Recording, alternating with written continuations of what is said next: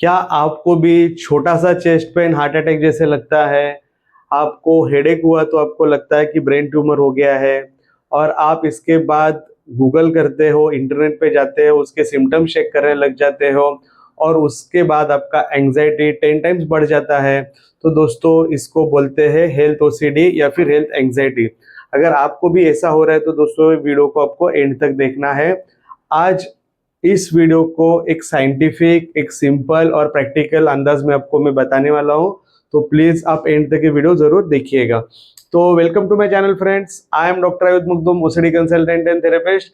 ये जो health OCD पे मैंने वीडियो बनाया है, ये मेरे कुछ दर्शक थे, उनका डिमांड था, तो उनके डिमांड पे मैंने आज ये वीडियो बनाया है। मैं usually OCD, anxiety, phobia, depression, इन टॉपिक्स पे वीडियो बनाते रहता हूँ। अगर आप भी चाहते हैं कि आपका कोई एक टॉपिक है और उस पर मैं वीडियो बनाऊं, तो प्लीज कमेंट बॉक्स में कमेंट करके जरूर बताइएगा। तो दोस्तों ये वीडियोस बनाने के लिए मुझे बहुत मेहनत करनी पड़ती है, मुझे थोड़ा टाइम लगता है, तो प्लीज थोड़ा सा बेयर करिएगा, थोड़ा सा वेट करिएगा। और आपको अगर ये वीडियो पसंद आता है तो लाइक एंड सब्सक्राइब करना ना भूलिएगा। तो दोस्तों हेल्थ ओसीडी क्या होता है? What is health OCD? Health OCD को ही हेल्थ एंग्जाइटी बोलते हैं, हाइपोकॉन्ड्रियासिस बोलते हैं, कोई लोग इसको इलनेस एंग्जाइटी डिसऑर्डर भी बोलते हैं। तो हेल्थ ओसीडी के पेशेंट में बार बार कोई ना कोई बीमारी होने का उसको डर लगा रहता है। कोई भी एक छोटी सी चीज हुई तो वो इंसान उसके बारे में एक्सट्रीमली सोचने लग जाता है। सारे रिपोर्ट्स नॉर्मल आ जाते हैं लेकिन एंग्जाइटी इतनी ज्यादा बढ़ जाती है, उनको बार बार ऐसा फील होता है कि कोई ना कोई बीमारी उनको हो जाएगी। तो दोस्तों इसी को हेल्थ ओसीडी भी बोलते हैं। मैं कुछ पेशेंट्स जो मेरे पास अभी तक आए थे उनका मैं एग्जांपल सबको देना चाहूंगा, तो उसके एग्जांपल सबको मैं देता हूँ।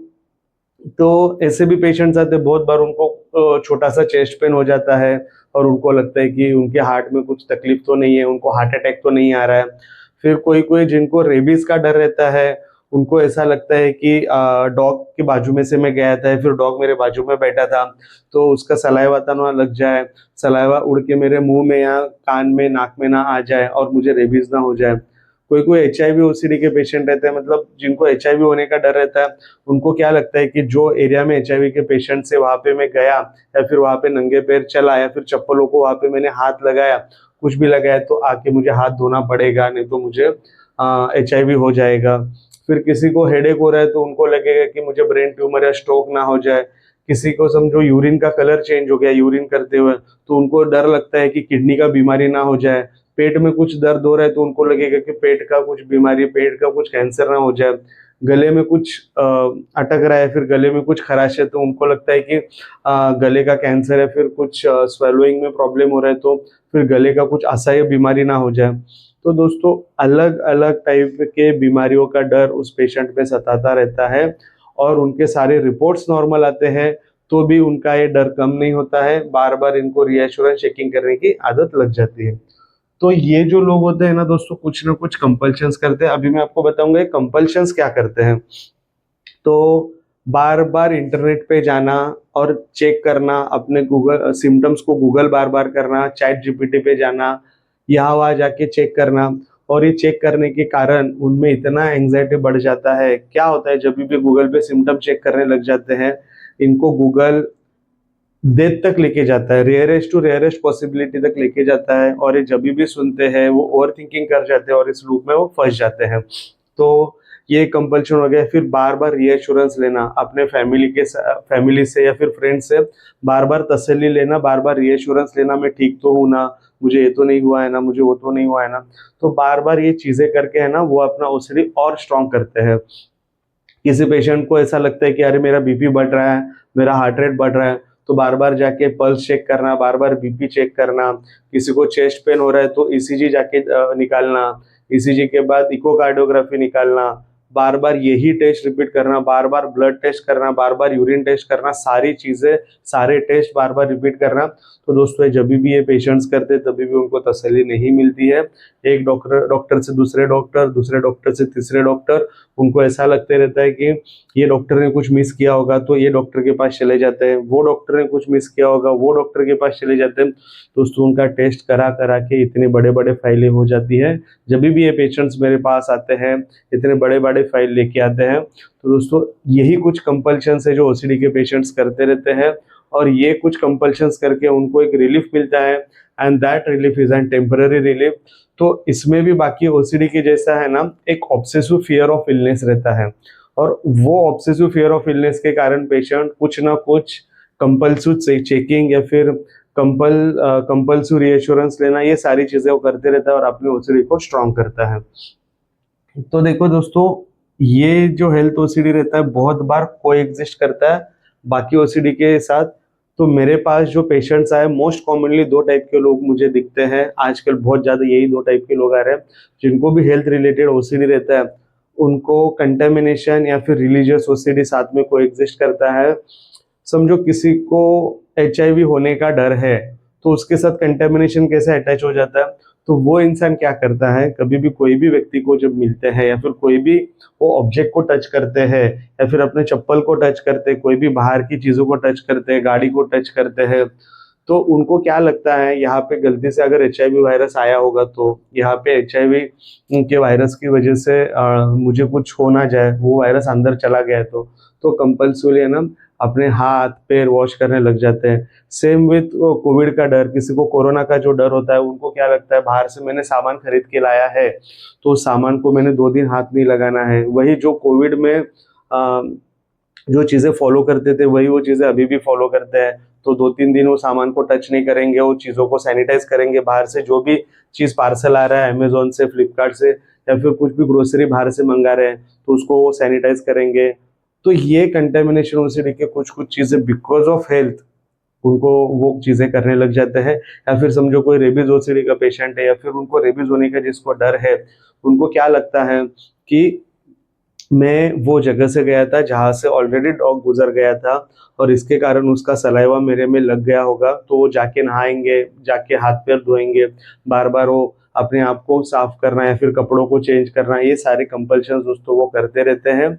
ये हो गया कंटेमिनेशन के साथ का कोई एग्जिस्टेंस। और मुझे ये भी देखने मिला है, ये हेल्थ ओसीडी बहुत बार रिलीजियस ओसीडी के साथ में भी दिखाई देता है।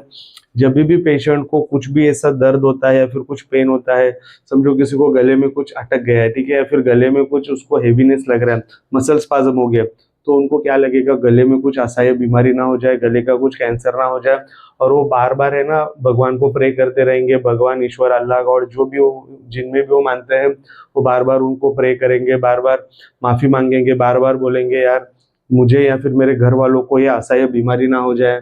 तो इसके लिए ना बार बार वो प्रे करते हैं। बहुत बार क्या, जिनको भी रिलीजियस ओसीडी उसके साथ में होता है, ये लोग है ना कोई समझो एक टेस्ट करते हैं, ठीक है, कोई भी एक टेस्ट करते हैं, तो जब तक उसका रिपोर्ट नहीं आता है तब तक बार बार भगवान के पास जाना, उनसे मन्नतें मांगना, बार बार उनसे माफी मांगना, ये सारी चीजें वो करते रहते हैं।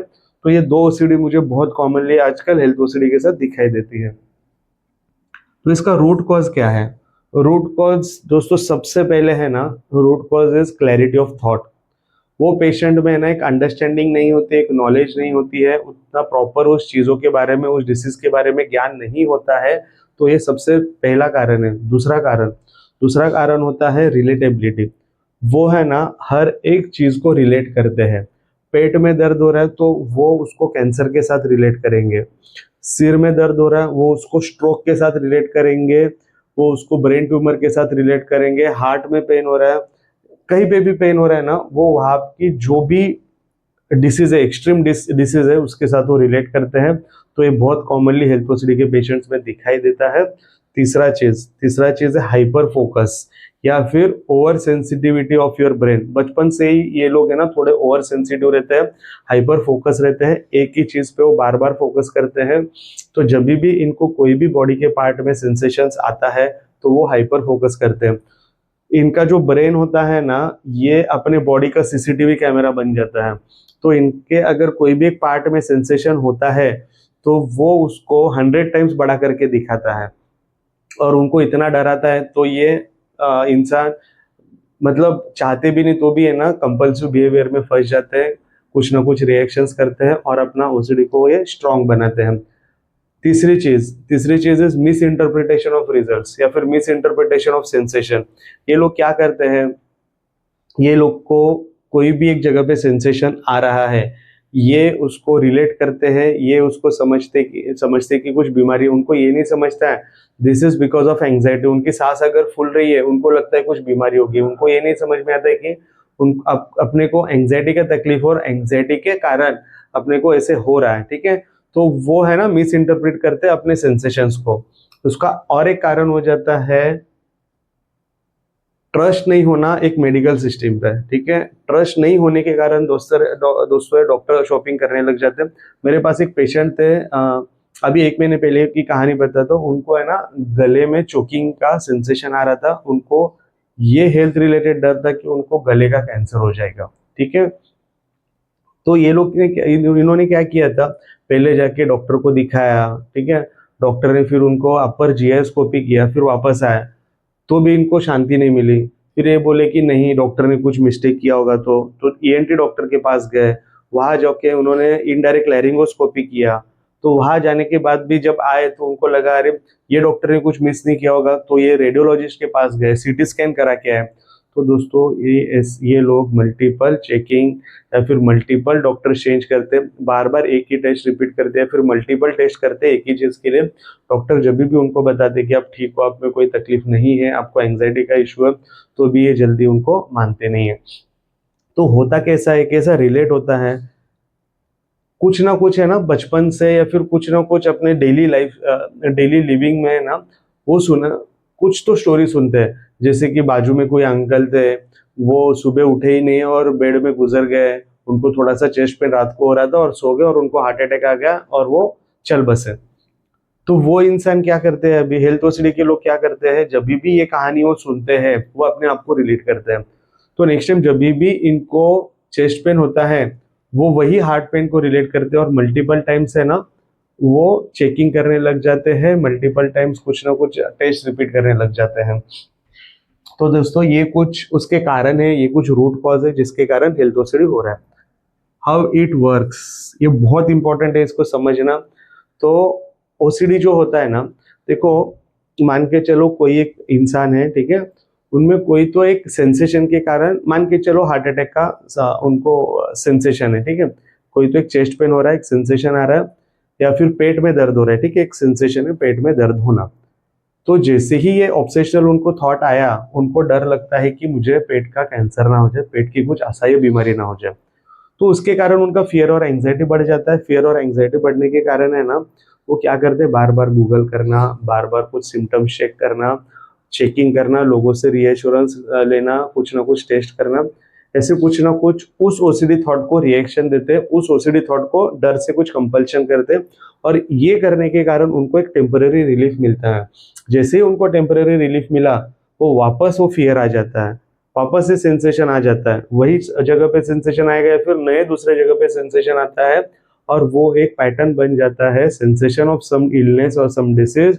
And because of that sensation वो पेशेंट को फियर और एंग्जाइटी बढ़ जाता है, एंड बिकॉज ऑफ दैट वो कुछ ना कुछ एक कंपल्शन रिएक्शन कर देते हैं, and because of that he और she will get the temporary relief. और ऐसा एक पैटर्न पूरा खत्म हो जाता है, पूरा एक लूप क्रिएट हो जाता है।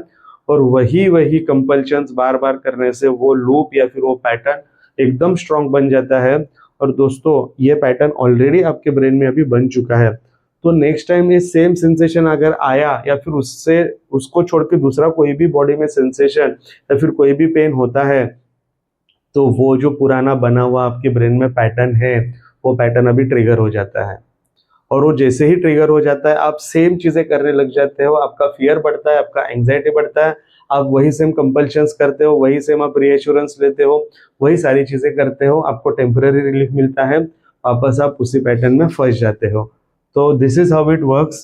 तो और एक चीज है mistakes that makes the OCD worst. क्या मिस्टेक्स है, क्या गलतियां है जिसके वजह से लोगों में ये ओसीडी वर्स्ट हो जाती है। सबसे पहली चीज, लोगों को लगता है कि ये कुछ भूत प्रेत लगा है, कुछ आत्मा इनके बॉडी में आई है, तो ये है ना जाके झाड़ फूक करते हैं।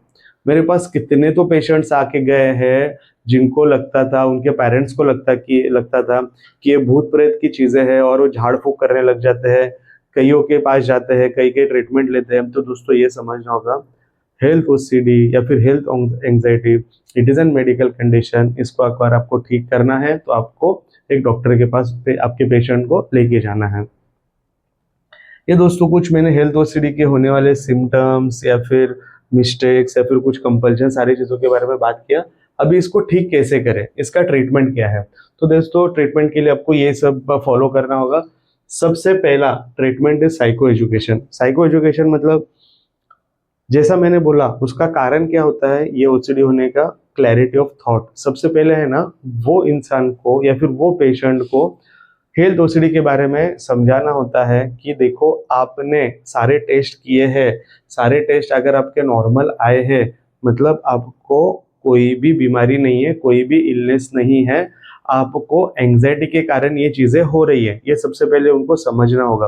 दूसरी चीज है ना दोस्तों, जो सबसे इंपॉर्टेंट चीज है, आज के बाद कभी भी आपको ऐसा होता है तो प्लीज गूगल और चैट जीपीटी करना बंद कर दो। आप कोई भी चीज का जब सिम्टम्स का गूगल करते हो ना तो आपको है ना गूगल सबसे जो रेयर या फिर सबसे जो डेडलीस्ट चीज है ना वही दिखाता है। और जब भी ये दिखाता है ना, जो भी डेडलीस्ट चीजें दिखाएगा ना, आप उससे और डर जाते हो और आपके ब्रेन में कुछ ना कुछ कंपल्शन करने की वजह से एक नया पैटर्न बन जाता है। देखो आपको अगर कुछ भी आपकी बीमारी के या फिर आपके सेंसेशन या पेन के बारे में आपको जानना है ना, तो आप है ना डॉक्टर के पास जा सकते हो। आपको डॉक्टर के पास क्यों जाना है, देखो डॉक्टरों ने ना, डॉक्टर एक्सपर्ट होते हैं ये सारी चीजें, उन्होंने सालों की पढ़ाई की रहती है, ठीक है। और वो छोड़ के आप एक चीज को तो जानने के लिए गूगल पे जाते हो और वो रीथिंकिंग करने लग जाते हो। ओवर थिंकिंग जब करते हो तो दोस्तों ये खराब होता है और इसके कारण आपको हेल्थ ओसीडी हो जाता है। तो सबसे पहले ये चीज समझना है। दूसरा चीज है ना दोस्तों, real real OCD thought feel so real. क्यों ये थॉट्स अपने को रियल लगते हैं, क्या रीजन है।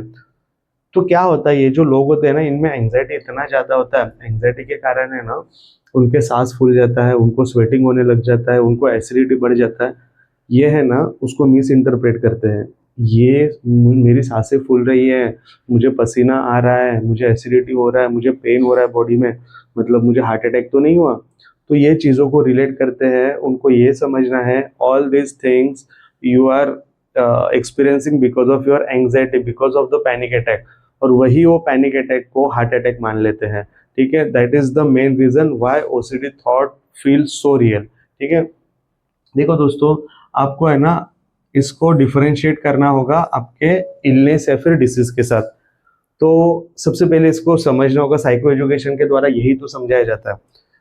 डिफरेंट फ्रॉम इलनेस मतलब क्या, देखो हेल्थ ओसीडी के पेशेंट में है ना जो सेंसेशंस आते हैं ना वो हमेशा चेंज होते रहेंगे। कभी पेट में आएगा, कभी गले में आएगा, कभी चेस्ट में आएगा, कभी पैरों में आएगा, कभी सिर में आएगा। लेकिन जो जिसको वो बीमारी है, मान के चलो किसी को हार्ट की बीमारी है, उसके है ना सेंसेशन चेंज नहीं होते हैं। हेल्थ ओसीडी के पेशेंट के ना बार बार सेंसेशन चेंज होते हैं। दूसरा चीज, जब भी हेल्थ ओसीडी के पेशेंट्स कुछ ना कुछ कंपल्शन करते हैं, जैसे मान के चलो किसी से रीएश्योरेंस ले लिया सामने वाले व्यक्ति से, जैसे तसल्ली लिया ना, उनका है ना वो थोड़ा उनको टेम्परेरी रिलीफ मिलता है। किसी को कुछ इलनेस है तो उनको तसल्ली लेने से रिलीफ नहीं मिलता है। तीसरी चीज, वो जब चेकिंग करते गूगल करते हैं, ठीक है, तो उनको वापस टेम्परेरी रिलीफ मिलता है। जिसको भी डिसीज हुआ है उनको ऐसा टेम्परेरी रिलीफ नहीं मिलता है। देखो एक नॉर्मल इंसान क्या करता है, जब भी उसको कुछ भी तकलीफ होता है, ठीक है, और वो तकलीफ 2-3 दिन से नहीं जा रहा है, वो क्या करेंगे, वो डॉक्टर के पास जाएंगे, डॉक्टर से ट्रीटमेंट लेंगे या फिर डॉक्टर से सलाह लेंगे। डॉक्टर उनको बताएंगे कि कुछ डरने की बात नहीं है, आपको कुछ भी नहीं है, घर जाके ये ले लो और ठीक से अच्छे से सो जाओ। वो व्यक्ति मान जाएंगे। लेकिन वही अगर हेल्थ ओसीडी के व्यक्ति है तो उनको डॉक्टर पे भी डाउट आएगा। वो बोलेंगे नहीं कुछ तो मिस हुआ होगा ये डॉक्टर से, चलो दूसरे डॉक्टर के पास जाते हैं, चलो तीसरे डॉक्टर के पास जाते हैं। ऐसा डॉक्टर शॉपिंग उनका कंटिन्यूसली चालू ही रहता है, ठीक है। तो ये कुछ चीजें हैं साइको एजुकेशन में आपको समझने के लिए, ठीक है। तो दोस्तों आपको ये समझना है, ये जो हेल्थ ओसीडी है ना ये एक फॉल्स अलार्म क्रिएट करता है, ठीक है। जो चीज नहीं है वो चीज आपको दिखा देता है, ये बात का बतंगड़ बना देता है। छोटा सा कहा तो पेन हो रहा है तो उसको है ना बहुत ज्यादा कुछ एंड लेवल पे लेके जाएगा जिससे आप डर जाओगे, ठीक है। दूसरी चीज, साइको एजुकेशन के बाद आपको है ना physical activity and mindfulness techniques कुछ अपनानी है, ठीक है।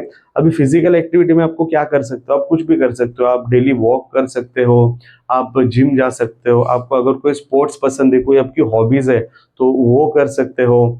तो ये सारी चीजें जब आप करते हो, प्राणायाम योगा जब करते हो, ये फिजिकल एक्टिविटी जब आप करते हो तो आपके ब्रेन में ना हैप्पी हार्मोन्स रिलीज होते हैं, एंडोर्फिन, सेरोटोनिन, डोपामिन, ये सारे रिलीज होते हैं और इसकी वजह से ना आपका पूरा दिन फ्रेश रहता है, आपका मूड फ्रेश रहता है, आपको अच्छा फील कराता है। आपको अगर एंग्जाइटी बहुत ज़्यादा हो रही है, एंग्जाइटी कंट्रोल नहीं हो पा रही, तो दोस्तों आप ब्रीदिंग एक्सरसाइज कर सकते हो, मेडिटेशन कर सकते हो। ब्रीदिंग एक्सरसाइज के लिए दोस्तों मैं है ना कुछ एक्सरसाइज है, मैं आपको डिस्क्रिप्शन में लिंक भी भेजूंगा, जैसा 4-7-8 ब्रीदिंग का टेक्निक हो गया या फिर बॉक्स ब्रीदिंग हो गया। ये जब भी आपका एंग्जाइटी बढ़ेगा तो ये कुछ टेक्निक्स है, ये आप कर सकते हो। या फिर ग्राउंडिंग टेक्निक होता है, वो भी आपको इंटरनेट पर बहुत जगह पे या फिर यूट्यूब पे मिल जाएगा, व्हाट इज ग्राउंडिंग टेक्निक। तो इससे है ना कुछ चीजें हैं जिससे आप अपनी एंग्जाइटी को कंट्रोल कर सकते हो।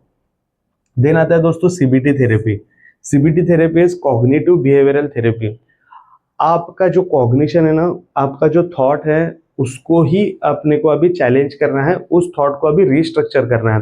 कैसे रिस्ट्रक्चर किया जाता है? देखो, आप जब भी डॉक्टर के पास जाते हो ना, डॉक्टर आपको अच्छे से समझाते हैं, ठीक है।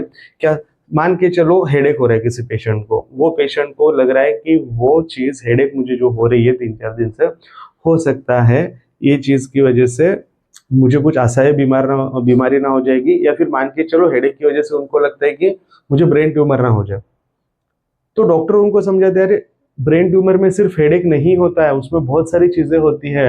जैसे बात करने में तकलीफ हो जाता है, हाथ पैर बराबर से काम नहीं करते, नमनेस आता है, टिंगलिंग होता है, बराबर से तुम चल नहीं सकते हो, चीजों को कोऑर्डिनेट नहीं कर सकते हो, उसमें उल्टियां होती है। सिर्फ हेडेक मतलब ब्रेन ट्यूमर नहीं है, ये उनको एजुकेशन के द्वारा बताया जाता है। और डॉक्टर उनको बताते हैं कि जब भी, ठीक है, नेक्स्ट टाइम ये चीज आपको होगी तो है ना, आपको समझना ये एंग्जाइटी के कारण हो रहा है, कोई ब्रेन ट्यूमर वगैरह नहीं है। तो देखो दोस्तों, किसी को अगर हेडेक हो रहा है, डॉक्टर उसको बताएंगे हेडेक के मल्टीपल कारण से हो सकता है आपकी नींद पूरी नहीं हुई, उसकी वजह से हेडेक हो रहा है। हो सकता है आपने बहुत देर तक पूरा दिन या फिर रात भर आपने टीवी देखा हुआ है या फिर मोबाइल में रील्स देखे हुए हैं, इसके कारण आपको एंग्जाइटी हो रहा है, इसके कारण आपको पेन हो रहा है, ठीक है। हो सकता है आपने ऑफिस का काम बहुत किया है, बहुत लाइफ में स्ट्रेस लिया है, इसके वजह से आपको हेडेक हो रहा है। हो सकता है आपको स्पेक्स लगे हुए हैं, इसके कारण आपको हेडेक हो रहा है। तो ऐसे मल्टीपल कारण छोड़ के, मल्टीपल चीजों को छोड़ के डायरेक्ट ये लोग ब्रेन ट्यूमर तक जाते हैं। तो ये जब डॉक्टर के पास जाते हैं, सीबीटी थेरेपी लेते हैं, एक सीबीटी एक्सपर्ट से या फिर ओसीडी थेरेपिस्ट से, साइकोलॉजिस्ट से, डॉक्टर से, तो है ना, ये समझ जाती कि नेक्स्ट टाइम सेम या अगर सेंसेशन आता है एंग्जाइटी के कारण, तो उसको, वो अपने ब्रेन को बोलते हैं कि ठीक है, ये जो सेंसेशन है, ये मेरा सेंसेशन एंग्जाइटी के कारण आ रहा है, हेल्थ एंग्जाइटी का मुझे तकलीफ है, इसके कारण आ रहा है, इसका मतलब कोई भी नहीं है कि मुझे ब्रेन ट्यूमर है। तो दोस्तों, अपने थॉट को है ना चैलेंज करना होता है। Next is ERP therapy. ERP therapy मतलब एक्सपोजर एंड रिस्पॉन्स प्रिवेंशन। जैसे मैंने बोला कि बहुत कॉमनली आजकल मुझे health OCD along with contamination and religious OCD के साथ दिख रहा है, चेकिंग ओसीडी के साथ भी दिखता है। तो समझो किसी को रेबीज या एचआईवी होने का डर है, ठीक है, और इसके कारण वो बार बार चीजों को अवॉइड करते हैं, लोगों के साथ हैंडशेक करना, बाहर जाना या फिर पेशेंट्स को मिलना, हॉस्पिटल के एरिया में जाना, लैब के एरिया में जाना, जो भी चीजें अवॉइड करते हैं, ये सारे अवॉइडेंसेस बंद करने होंगे, because avoidance is again a type of compulsion. आप अवॉइडेंस करोगे, आपको क्या लगेगा, चल मैं वो एरिया में नहीं जाता जहाँ पे एचआईवी के पेशेंट रहते हैं। लेकिन जब भी आप अवॉइड करते हो, ब्रेन नोटिस करता है ये इंसान डर के कारण अवॉइड कर रहा है, और वो एक पैटर्न बन जाता है।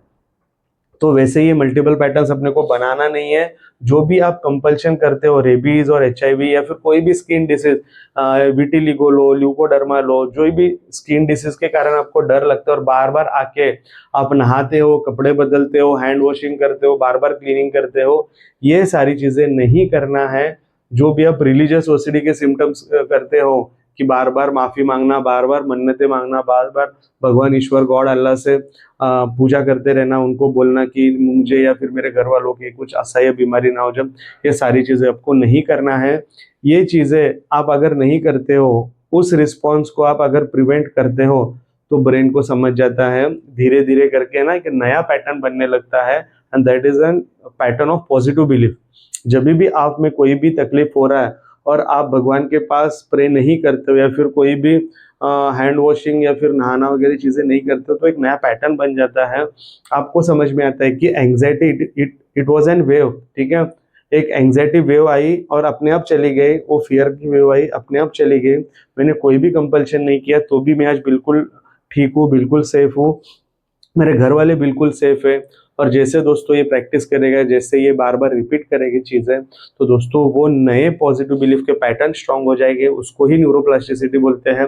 और इसके कारण है ना, ब्रेन को मैसेज मिल जाएगा और ब्रेन इसमें से धीरे धीरे अपना इंटरेस्ट लूज करना चालू कर देगा। तो दोस्तों ERP थेरेपी भी करना है। एंड लास्ट इज दोस्तों एक्सेप्टेंस थेरेपी, इसको एक्सेप्टेंस एंड लेट गो भी बोल सकते हो। देखो, जब भी ये नेक्स्ट टाइम सेंसेशन है, वो बॉडी पार्ट का पेन जब भी आएगा, तब आपको अपने ब्रेन को बताना है मैंने मल्टीपल टाइम्स टेस्ट किए हैं, मेरे सारे टेस्ट नॉर्मल आ रहे हैं, ये जो मुझे सेंसेशन आ रहा है, ये जो एरिया में मुझे पेन आ रहा है, it is because of my OCD, it is because of my anxiety, I don't have any other disease. और आपको ये OCD का सिम्टम है, इसके लिए मैं इस थॉट को स्वीकार कर रहा हूँ, इसके लिए मैं आपको इस चीज को एक्सेप्ट कर रहा हूँ। देखो दोस्तों, इनिशियली है ना, थोड़ा सा आपको अनकंफर्टेबल फील होगा, लेकिन बाद में आपको पता चलेगा कि इस थॉट में कोई भी खतरा नहीं है, कोई भी डेंजरस चीजें नहीं है। और दोस्तों, ऐसे आप एक्सेप्टेंस का डेली डेली प्रैक्टिस करोगे, ERP का डेली प्रैक्टिस करोगे, CBT का प्रैक्टिस करोगे, तो दोस्तों इसमें आपकी जीत पक्की है। तो देखो दोस्तों, आपको ये वीडियो अगर पसंद आया होगा तो लाइक एंड सब्सक्राइब करना ना भूलिएगा।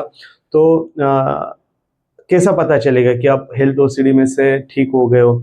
तो जब भी नेक्स्ट टाइम वो पेशेंट को सिम्टम आएगा, उस इंसान को सिम्टम आएगा ना, वो अपने ब्रेन को अच्छे से बता पाएगा it is because of my OCD, because of my anxiety, and it is not because of some disease. ठीक है, तो तभी पता चल जाएगा कि OCD में से रिकवरी हुई या नहीं हुई है। तो देखो दोस्तों, मैं यही चाहता हूँ कि आपको अगर हेल्थ OCD की तकलीफ है, हेल्थ एंग्जाइटी की तकलीफ है, तो आपकी जो भी नियर बाय OCD थेरेपिस्ट है, OCD स्पेशलिस्ट है, उनके पास जाइए और अपना हेल्थ OCD ठीक करिएगा। अगर आपको ऐसा लगता है कि आपके एरिया में कोई नहीं, तो दोस्तों इधर मेरा नंबर दिया गया है, मेरे नंबर पे कांटेक्ट करके आप अपॉइंटमेंट बुक कर सकते हैं। तो दोस्तों, आपको ये वीडियो अगर पसंद आया होगा या फिर आपको ट्रीटमेंट लेना है, तो फिर कमेंट बॉक्स में प्लीज़ कमेंट करके बताइएगा कि आपको ट्रीटमेंट लेना है। और इसी संदेश के साथ दोस्तों, मैं आज का वीडियो समाप्त करना चाहता हूँ। Please take care of yourself. Thank you so much. शुक्रिया।